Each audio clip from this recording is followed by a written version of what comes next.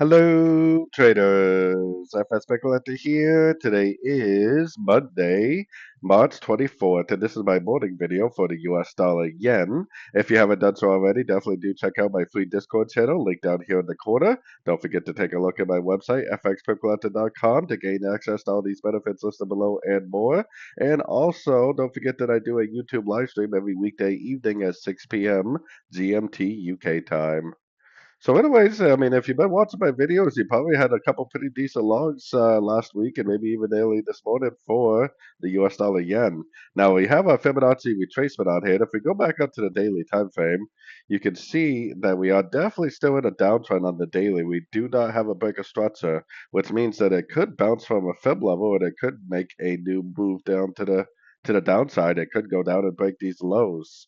I still think because of the JPY basket that this is more likely just going to keep on going up and give us a breaker structure up and probably turn into an uptrend that will go back up towards these highs. But we cannot rule out the possibility that it bounces from a fib level and continues the downtrend.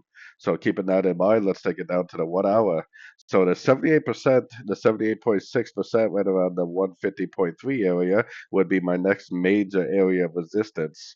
If it goes up to there, something like this, which I don't know if it's going to go up now. It could make a much bigger pullback first. But if it goes up there, makes like that double top and then that breaker structure that we always look for at a Fibonacci level, something like this over here, like 3, 4, 5 shape and pulse it down, break of structure.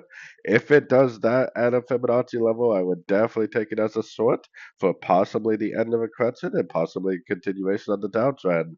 On the other hand, if it just goes up there, makes a normal Fibonacci bounce, doesn't break structure, and then goes up and breaks above the 78, that means that we probably really are going to go up and break that high on the daily time frame, and that we definitely want to continue to look for longs and continue to hold on to our longs. So definitely pay attention to the 78% to see what it does at that level.